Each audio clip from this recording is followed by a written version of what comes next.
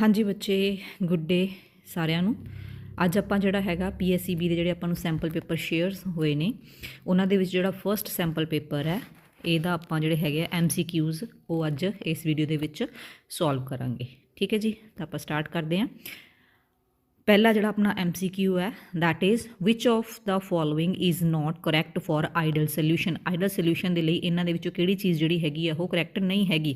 तो idol solution की आपां जिहड़ी हैगी वो डेफिनेशन करते हैं। उहदे विच आपां की लिखते हैं डेल्टा V मिक्सिंग 0 हुंदी है, डेल्टा H मिक्सिंग 0 हुंदी है, तो ये ओबे करते हैं रोल्स लॉ नूं। तां पहली ऑप्शन जिहड़ी हैगी है वो आपां आइडल सोल्यूशन दे विच नहीं लिखते, that is delta S mixing equal to 0। तो इहदी अपने कोल किहड़ी ऑप्शन बन गई, अपने को बन गई delta S mixing equal to 0। Okay ji, तो सैकेंड अपने को हैगा अगे what will be the molality of the solution having 18 gram of glucose dissolved in 500 gram of water. तो आप जो मोलैलिटी कैलकुलेट करते हैं तो वो आप फार्मूला लिखते हैं number of moles of solute upon mass of solvent in gram multiply 1000। तो सल्यूट के जोड़े है नंबर ऑफ मोल्स आप किवें कैलकुलेट कर सकते हैं, गिवन मास सल्यूट का जिन्ना भी है तो वह मॉलीक्यूलर मास। तो अपने को हुण गिवन मास कितना है इत्थे 18 ग्राम दिता होया तुहानूं। ठीक है, ग्लूकोज का दिता होया, ग्लूकोज का मॉलीक्यूलर मास कितना हुंदा 180 ग्राम। तो अपने को नंबर ऑफ मोल्स जो आप 18 नूं 180 दे नाल डिवाइड करांगे तो किन्ने बन जाएंगे 0.1। ठीक है जी, तो अपने को हुण फिर आप मोलैलिटी कैलकुलेट करते हैं। मोलैलिटी अपने को की हो जाती है नंबर ऑफ मोल्स यानी कि 0.1 उन्होंने आप डिवाइड करांगे कादे नाल 500 दे नाल, क्योंकि 500 की है अपने को it is the mass of solvent. Solvent इत्थे अपने को हुण की दिता होया वाटर दिता होया। तो वाटर का मास 500 0.1 तो उन्होंने मल्टीप्लाई कादे नाल करना आप 1000 दे नाल। तो जो आप कैलकुलेट करांगे that will be 0.2। Small M आप पाने क्योंकि ये मोलैलिटी के जोड़े है ने यूनिट्स ने, इसलिए आप 0.2 स्मॉल एम यदा आंसर अपने को। नैक्सट अपने को हैगा विच of the following will have highest boiling point. इन्हों के विचों किहदा जिहड़ा बॉइलिंग पॉइंट है वो सब तो ज़्यादा होएगा। हुण आपां नूं पता भी जो आप बॉइलिंग पॉइंट जिहड़ा हैगा वो कैलकुलेट करना है तो आप आयन्स नंबर ऑफ आयन्स देखते हैं। जिहड़ा भी अपना जिहड़ा हैगा इलैक्ट्रोलाइट है या सोल्यूशन है वो मैक्सीमम आयन्स देगा, उसका बॉइलिंग पॉइंट हाईएस्ट होएगा। तो इन्हां दे विचों अपने को जिहड़ा NaCl है ये दो आयन्स बननगे Na पॉजिटिव तो Cl नैगेटिव के। BaCl2 ये एक आयन तो बनेगा अपने को Ba2 पॉजिटिव का, दूसरा बनूगा अपने को दो आयन्स बननगे कादे Cl नैगेटिव के। तो ये NaCl के टोटल नंबर ऑफ आयन्स किन्ने हो गए 2 हो गए। BaCl2 total number of ions किन्ने देगा तुहानूं 3 देगा, 2 Cl के हो गए, एक Ba का हो गया। ग्लूकोज ते सुक्रोज क्योंकि आयोनाइज नहीं होंगे तो ये आयन्स तुसीं एज अ मॉलीक्यूल नहीं जोड़ा है वो अज्यूम कर लो, तो 1-1 इनू अज्यूम कर लें आप। तो अपने को मैक्सीमम नंबर ऑफ आयन्स फिर किहदे विच हो गए बच्चे BaCl2। तो यदा बॉइलिंग पॉइंट भी की होएगा सब तो ज़्यादा होएगा।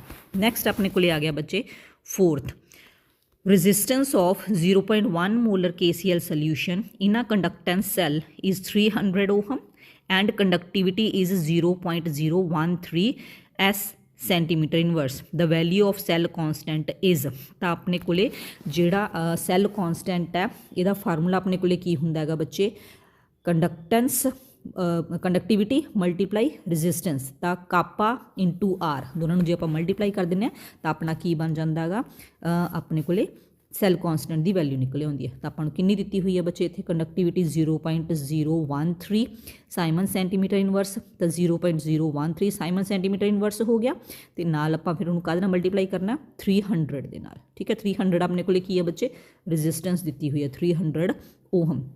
ओके, तो दोनों मल्टीप्लाई जो आप करांगे 3.9 साइमन सेंटीमीटर इनवर्स ते ओहम।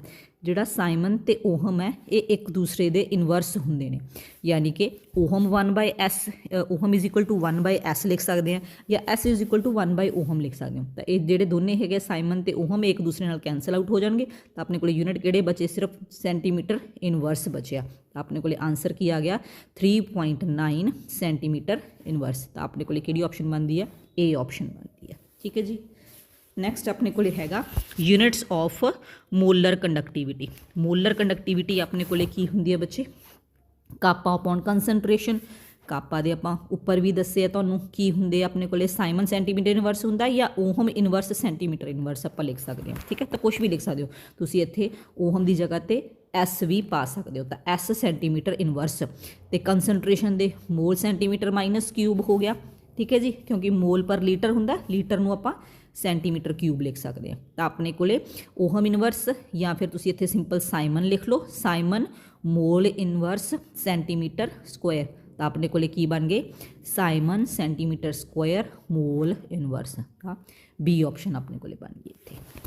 ਓਕੇ ਜੀ, ਨੈਕਸਟ ਆਪਣੇ ਕੋਲੇ ਹੈਗਾ ਕੈਟਲਿਸਟ ਇਨਕਰੀਜ਼ਿਜ਼ ਦਾ ਰੇਟ ਆਫ ਰਿਐਕਸ਼ਨ ਬਾਈ। ਕੈਟਲਿਸਟ ਨੇ ਕੀ ਕਰਨਾ ਹੁੰਦਾ, ਇਹਨੇ ਐਕਟੀਵੇਸ਼ਨ એનર્ਜੀ ਘਟਾਉਣੀ ਹੁੰਦੀ ਹੈ। ਤਾਂ ਆਪਣੇ ਕੋਲੇ ਇਹ ਆਪਸ਼ਨ ਇਹਦਾ ਆਨਸਰ ਹੈ, ਲੋਅਰਿੰਗ ਦਾ activation energy. Next, units of rate constant for third order reaction. ਕਿਸੇ ਵੀ ਆਰਡਰ ਰਿਐਕਸ਼ਨ ਦੇ ਲਈ ਆਪਾਂ ਯੂਨਿਟਸ ਕਿਵੇਂ ਲਿਖ ਸਕਦੇ ਹਾਂ, ਉਹਦੇ ਵਾਸਤੇ ਇੱਕ ਫਾਰਮੂਲਾ ਹੁੰਦਾ, this is the formula mall 1 - n litre n-1 ਤੇ ਸੈਕਿੰਡ ਇਨਵਰਸ। ਇਹ ਤੁਸੀਂ ਇਸ ਤੋਂ ਕੈਲਕੂਲੇਟ ਕਰ ਸਕਦੇ ਹੋ ਕਿਵੇਂ, ਕਿਉਂਕਿ ਆਪਾਂ ਨੂੰ ਪਤਾ ਯੂਨਿਟਸ ਰੇਟ ਕਾਂਸਟੈਂਟ ਕੇ ਦੇ ਕਿਵੇਂ ਕੱਢ ਸਕਦੇ ਹਾਂ ਆਪਾਂ, ਕੇ ਕਾਹਦੇ ਬਰਾਬਰ ਹੁੰਦਾ, rate upon concentration raise to power n। ਜਿਹੜਾ n ਹੈ it is rate of reaction, ਠੀਕ ਹੈ। ਤਾਂ ਰੇਟ ਦੇ ਯੂਨਿਟਸ ਆਪਣੇ ਕੋਲੇ ਕੀ ਹੁੰਦੇ ਨੇ, ਕੰਸਨਟ੍ਰੇਸ਼ਨ ਅਪੋਨ ਟਾਈਮ। ਤਾਂ ਕੰਸਨਟ੍ਰੇਸ਼ਨ ਕੀ ਹੋਗੀ, mall per litre per second. ਤਾਂ ਆਪਣੇ ਕੋਲੇ ਰੇਟ ਦੇ ਕੀ ਯੂਨਿਟਸ ਬਣ ਗਏ ਬੱਚੇ, mall per litre per second.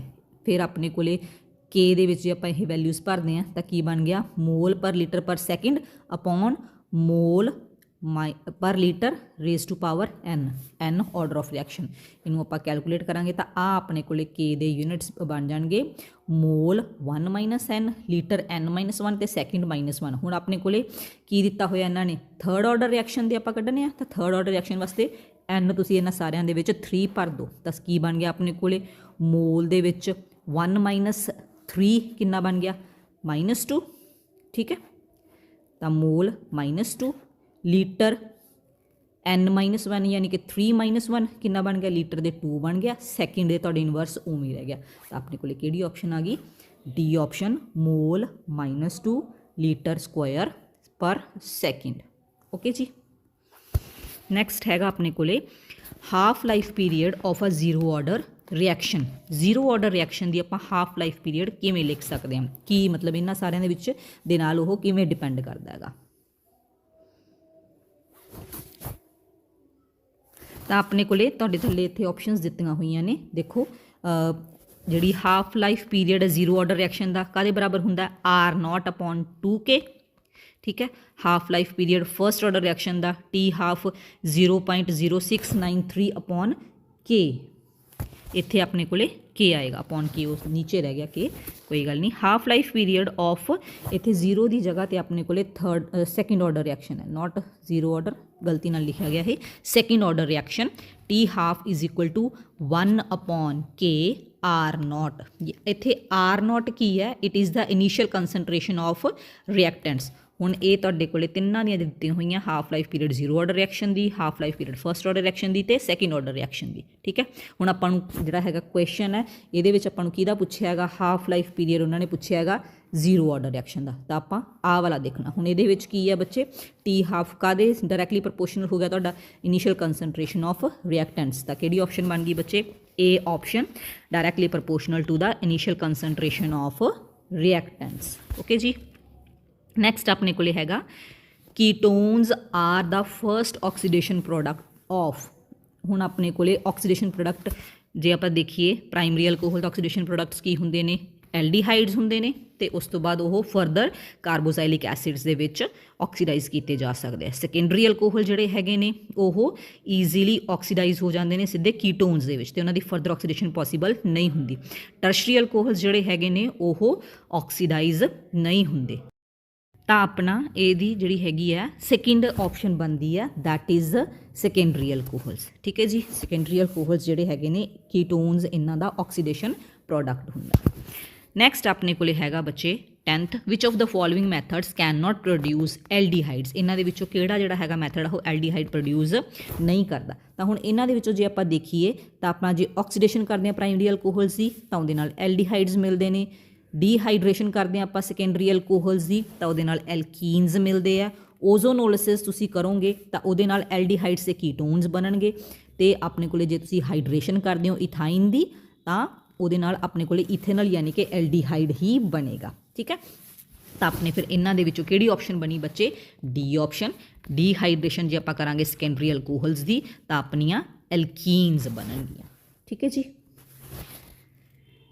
Next ਆਪਣੇ ਕੋਲੇ ਹੈਗਾ ਬੱਚੇ which of the following required in Stephen reaction. Stephen reaction ਤੁਹਾਡੇ ਕੋਲ ਇੱਥੇ ਲਿਖੀ ਹੋਈ ਹੈ। ਸਟੈਫਨ ਰਿਐਕਸ਼ਨ ਦੇਖੋ CH3CN ਯਾਨੀ ਕਿ ਸਾਇਨਾਈਡ ਜਾਂ ਆਪਣੇ ਨਾਈਟਰਾਈਲਸ ਨੂੰ ਜਦੋਂ ਆਪਾਂ SnCl2 ਤੇ HCl ਦੇ ਨਾਲ ਰਿਐਕਟ ਕਰਾਉਣੇ ਆ ਤਾਂ ਆਪਣੇ ਕੋਲੇ ਅਮੀਨਸ ਦੇ ਸਾਲਟ ਬਣਦੇ ਨੇ, NH2Cl ਨੈਗੇਟਿਵ ਦੀ ਹਾਈਡਰੋਲਿਸਿਸ ਕਰਾਂਗੇ ਤਾਂ ਆਪਣੇ ਕੋਲੇ ਐਲਡੀਹਾਈਡਸ ਬਣਦੇ ਆ। ਤਾਂ ਆਪਾਂ ਕੀ ਜਿਹੜਾ ਹੈਗਾ ਯੂਜ਼ ਕਰਦੇ ਹਾਂ ਦੈਟ ਇਜ਼ SnCl2 ਸਟੈਫਨ ਰਿਐਕਸ਼ਨ ਦੇ ਵਿੱਚ।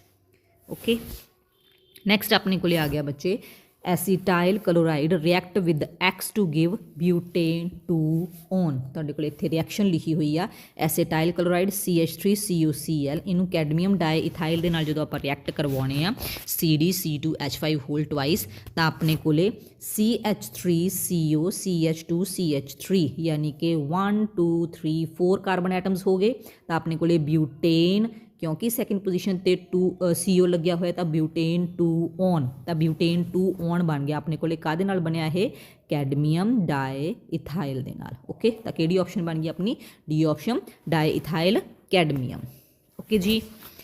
ਨੈਕਸਟ ਹੈਗਾ ethers can be distinguished from alcohols by the following reagents. ਇਹਨਾਂ ਦੇ ਵਿੱਚੋਂ ਕਿਹੜੇ ਰੀਏਜੈਂਟ ਦੇ ਨਾਲ ਈਥਰਸ ਨੂੰ ਆਪਾਂ ਅਲੱਗ ਕਰ ਸਕਦੇ ਹਾਂ ਅਲਕੋਹਲਸ ਦੇ ਨਾਲ? ਈਥਰ ਤੇ ਐਲਕੋਹਲਸ ਦੀ ਜਦੋਂ ਆਪਾਂ ਸੋਡੀਅਮ ਦੇ ਨਾਲ ਰਿਐਕਸ਼ਨ ਕਰਵਾਉਣੇ ਆ, ਸੋਡੀਅਮ ਮੈਟਲ ਦੇ ਨਾਲ ਰਿਐਕਸ਼ਨ ਕਰਵਾਉਣੇ ਆ ਤਾਂ ਜਿਹੜੇ ਐਲਕੋਹਲਸ ਨੇ ਉਹ ਰਿਐਕਟ ਕਰਦੇ ਆ, ਈਥਰਸ ਰਿਐਕਟ ਇਹਦੇ ਨਾਲ ਨਹੀਂ ਕਰਦੇ। ਕਿਉਂ ਨਹੀਂ ਕਰਦੇ? ਕਿਉਂਕਿ ਈਥਰਸ ਦੇ ਕੋਲੇ ਸੋਡੀਅਮ ਦੀ ਤਰ੍ਹਾਂ ਆਕਸੀਜਨ ਦੇ ਨਾਲ ਕੋਈ ਵੀ ਹਾਈਡਰੋਜਨ ਐਟਮ ਜਿਹੜੀ ਹੈਗੀ ਆ ਉਹ ਅਟੈਚ ਨਹੀਂ ਹੁੰਦੀ। ਈਥਰਸ ਦੇ ਵਿੱਚ ਇਕੱਲੀ ਆਕਸੀਜਨ ਹੁੰਦੀ ਹੈ, ਹਾਈਡਰੋਜਨ ਐਟਮ ਇਹਦੇ ਨਾਲ ਅਟੈਚਡ ਨਹੀਂ ਹੁੰਦਾ। ਠੀਕ ਹੈ, ਇਸੇ ਲਈ ਈਥਰਸ ਸੋਡੀਅਮ ਮੈਟਲ ਦੇ ਨਾਲ ਰਿਐਕਟ ਨਹੀਂ ਕਰਦੇ। ਨੈਕਸਟ ਆਪਣੇ ਕੋਲੇ ਹੈਗਾ when benzene diazonium chloride is treated with copper powder and HCl the product formed is. ਜਦੋਂ ਵੀ ਆਪਾਂ ਕਾਪਰ ਪਾਊਡਰ ਤੇ HCl ਦੇ ਨਾਲ ਰਿਐਕਟ ਕਰਾਵਾਂਗੇ ਤੇ ਆਪਣੀ ਹੈਲੋਜੀਨੇਸ਼ਨ ਹੁੰਦੀ ਹੈ ਤਾਂ ਕਲੋਰੋਬੈਨਜ਼ੀਨ ਜਿਹੜਾ ਹੈਗਾ ਆਪਣਾ ਫਾਰਮ ਹੁੰਦਾ ਹੈਗਾ। ਦ ਮੋਸਟ ਸਟੇਬਲ ਕੰਪਲੈਕਸ, ਇਹਨਾਂ ਦੇ ਵਿੱਚੋਂ ਸਭ ਤੋਂ ਜ਼ਿਆਦਾ ਸਟੇਬਲ ਕੰਪਲੈਕਸ ਕਿਹੜਾ ਹੈਗਾ? ਹੁਣ ਇਹਨਾਂ ਦੇ ਵਿੱਚ ਜਿਹੜਾ ਆਪਣੇ ਕੋਲੇ ਅਮੋਨੀਆ ਲੱਗਿਆ ਹੋਇਆ ਦੈਟ ਇਜ਼ ਮੋਨੋਡੈਂਡੈਂਟ ਲੀਗੈਂਡ, ਆਪਾਂ ਇਹਨੂੰ ਕਹਿ ਸਕਦੇ ਹਾਂ ਵਾਟਰ ਆਲਸੋ ਮੋਨੋਡੈਂਡੈਂਟ ਲੀਗੈਂਡ, Fe ਆਲਸੋ ਮੋਨੋਡੈਂਡੈਂਟ ਲੀਗੈਂਡ। ਜਿਹੜਾ ਆਪਣੇ ਕੋਲੇ C2H4 ਲੱਗਿਆ ਹੋਇਆ ਹੈਗਾ ਇਟ ਇਜ਼ ਬਾਈਡੈਂਡੈਂਟ ਲੀਗੈਂਡ। ਬਾਈਡੈਂਡੈਂਟ ਲੀਗੈਂਡ ਹੋਣ ਦੇ ਕਰਕੇ ਇਹ Fe ਦੇ ਨਾਲ ਇੱਕ ਚੀਲੇਟ ਰਿੰਗ ਦੀ ਫਾਰਮੇਸ਼ਨ ਕਰੇਗਾ। ਜਿੰਨੇ ਵੀ ਪੋਲੋਡੈਂਡੈਂਟ ਲੀਗੈਂਡਸ ਹੁੰਦੇ ਨੇ, ਪੋਲੀਡੈਂਡੈਂਟ ਲੀਗੈਂਡਸ ਹੁੰਦੇ ਨੇ ਉਹ ਸਾਰੇ ਚੀਲੇਟ ਰਿੰਗ ਦੀ ਫਾਰਮੇਸ਼ਨ ਕਰਦੇ ਆ ਤੇ ਉਹ ਜਿਹੜੇ ਚੀਲੇਟ ਰਿੰਗ ਹੁੰਦੇ ਨੇ that are more stable as compare to structures formed by monodentate ligands. ਠੀਕ ਹੈ ਜੀ। ਤਾਂ ਆਪਣੇ ਕੋਲ ਇਹਨਾਂ ਦੇ ਵਿੱਚੋਂ ਫਿਰ ਸਾਰਿਆਂ ਦੇ ਵਿੱਚੋਂ ਸਭ ਤੋਂ ਜ਼ਿਆਦਾ ਸਟੇਬਲ ਕੰਪਲੈਕਸ ਕਿਹੜਾ ਹੋ ਗਿਆ ਬੱਚੇ? C option FeC2O4 whole thrice 3 positive. Okay ਜੀ। ਨੈਕਸਟ ਆਪਣੇ ਕੋਲ ਹੈਗਾ coordination number of M in MEN2Cl2Cl। ਆਪਾਂ ਕੋਆਰਡੀਨੇਸ਼ਨ ਨੰਬਰ ਦੱਸਣਾ। ਕੋਆਰਡੀਨੇਸ਼ਨ ਨੰਬਰ ਹੁੰਦਾ ਵੀ ਕਿੰਨੇ ਲੀਗੈਂਡਸ ਲੱਗੇ ਹੋਏ ਨੇ।